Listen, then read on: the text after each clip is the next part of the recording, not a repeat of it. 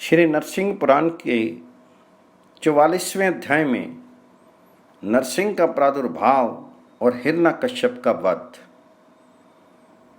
मार्कंडेय जी बोले, तदंतर प्रहलाद को कुशल पूर्वक समुद्र से लौटा देख करके जिन्होंने उन्हें महासागर में डाला था वे दैत्य बड़े विस्मित हुए।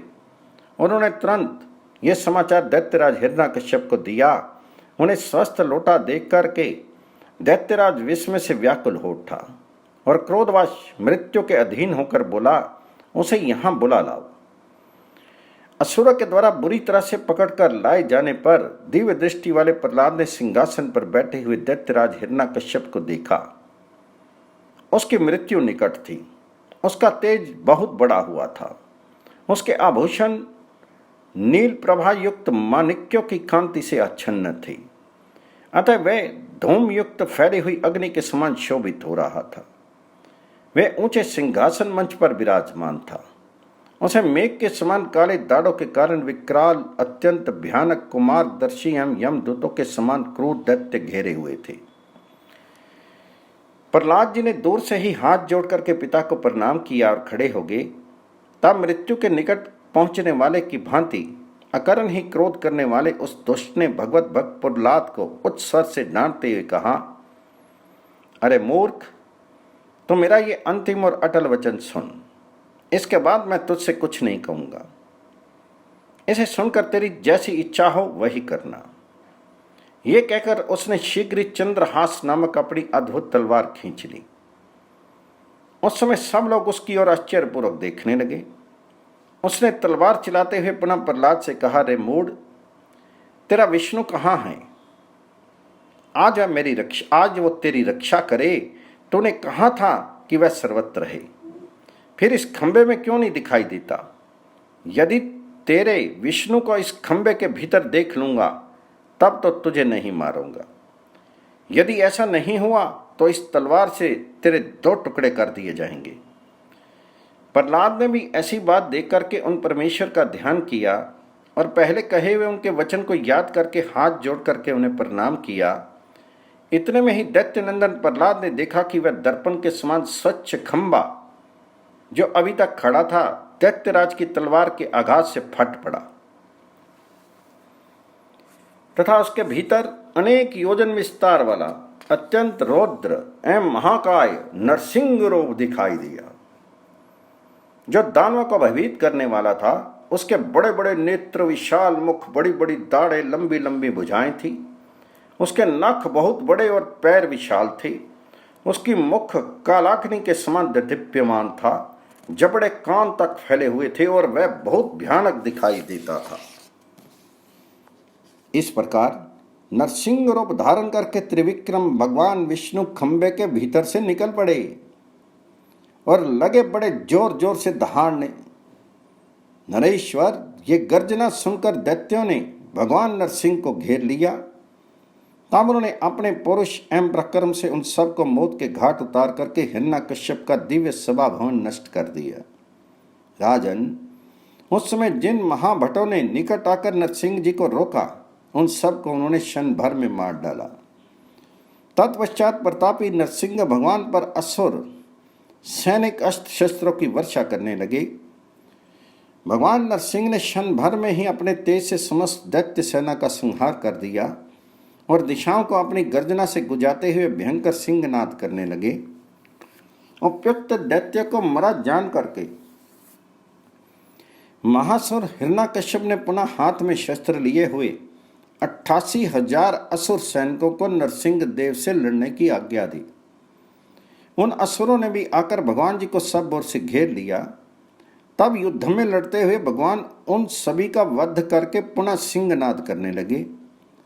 उन्होंने हिरण्यकश्यप के दूसरे सुंदर सभा भवन को भी पुनः नष्ट कर दिया। राजन, अपने भेजे हुए इन असुरों को भी मारा गया जानकर के क्रोध से लाल लाल आंखें करके महाबली हिरण्यकश्यप स्वयं बाहर निकला और बल अभिमानी दानवों से बोला, अरे इसे पकड़ो पकड़ो, मार डालो मार डालो। इस प्रकार कहते हुए हिरण्यकश्यप के सामने ही युद्ध करने वाले उन सभी महान असुरों का रण में संहार करके भगवान नरसिंह गरजने लगे।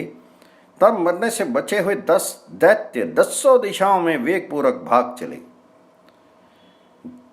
जब तक सूर्यदेव अस्ताचल को नहीं चलेगे तब तक भगवान नरसिंह अपने साथ युद्ध करने वाले हजारों करोड़ दैत्यों का संहार करते रहे।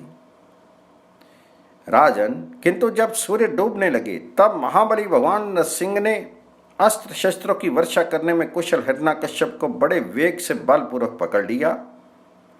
फिर संध्या के समय घर के दरवाजे पर बैठ करके उस वज्र के समान कठोर विशाल वक्ष वाले शत्रु हिरण्यकश्यप को अपनी जांघों पर गिरा करके तब भगवान नरसिंह रोषपूर्वक नखों से पत्ते की भांति उसे विदीर्ण करने लगे। तब उस महान असुर ने जीवन से निराश होकर कहा, युद्ध के समय देवराज इंद्र के वाहन गजराज ऐरावत के मूसल जैसे दांत जहां टकराकर टुकड़े टुकड़े हो गए थे, जहां पिनाकपानी महादेव के फरसे की तीखी धार भी कुंठित हो गई थी, वहीं मेरा वक्षस्थल इस समय नरसिंह के नखों द्वारा फाड़ा जा रहा है।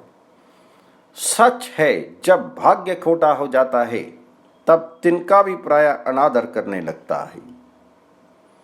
दैत्यराज हिरण्यकश्यप इस प्रकार कह ही रहा था कि भगवान नरसिंह ने उसका हृदय देश विदीर्ण कर दिया, ठीक उसी तरह जैसे हाथी कमल के पत्ते को अनायासी छिन्न भिन्न कर देता है। उसके शीर के दोनों टुकड़े महात्मा नरसिंह के नखों के छेद में घुसकर छिप गए। राजन, तब भगवान सब और देख करके अत्यंत विस्मित होकर सोचने लगे, अहो वह दुष्ट कहाँ चला गया, जान पड़ता है मेरा ये सारा उद्योग ही व्यर्थ हो गया। राजेंद्र, महाबली नरसिंह इस प्रकार चिंता में पड़कर अपने दोनों हाथों को बड़े जोर से झाड़ने लगे। राजन, फिर तो वे दोनों टुकड़े उन भगवान जी के नख छिद्र से निकलकर भूमि पर गिर पड़े। वे कुचलकर धूली कण के समान हो गए थे। ये देखकर रोषहीन हो वे परमेश्वर हंसने लगे। इसी समय ब्रह्मा आदि सभी देवता अत्यंत प्रसन्न होकर वहां आए और भगवान नरसिंह के मस्तक पर फूलों की वर्षा करने लगे। पास आकर उन सब ने उन परम प्रभु नरसिंह देव का पूजन किया। तदनंतर ब्रह्मा जी ने प्रहलाद को दैत्यों के राजा के पद पर अभिषिक्त किया। उस समय समस्त प्राणियों का धर्म में अनुराग हो गया। समस्त देवताओं सहित भगवान विष्णु ने इंद्र को स्वर्ग के राज्य पर स्थापित किया। भगवान नरसिंह भी संपूर्ण लोकों का हित करने के लिए श्री शैल के शिखर पर जा पहुंचे। वहां देवताओं से पूजित होकर वे प्रसिद्धि को प्राप्त हुए। वे भक्तों का हित और अभक्तों का नाश करने के लिए वहीं रहने लगे। नृपश्रेष्ठ, जो मनुष्य भगवान नरसिंह के इस महात्म्य को पढ़ता अथवा सुनता है वह सब पापों से मुक्त हो जाता है। नर हो या नारी, जो भी इस उत्तम आख्यान को सुनता है वह दुष्टों का संग करने के दोष से, दुख से, शोक से एवं वैधव्य के कष्ट से छुटकारा पा जाता है। जो दुष्ट स्वभाव वाला, दुराचारी, दुष्ट संतान वाला, दूषित कर्मों का आचरण करने वाला, अधर्मात्मा और विषय भोगी हो, वह मनुष्य भी इसका श्रवण करने से शुद्ध हो जाता है। मनुष्य लोग पूजित देवेश्वर भगवान हरि ने पूर्व काल में चराचर जगत के हित के लिए अपनी माया से भयानक आकार वाला नरसिंह रूप धारण करके दुखदायी दैत्य हिरण्यकश्यप को नखों द्वारा नष्ट कर दिया था। इस प्रकार श्री नरसिंह पुराण में नरसिंह का प्रादुर्भाव नामक 44वां अध्याय पूर्ण हुआ।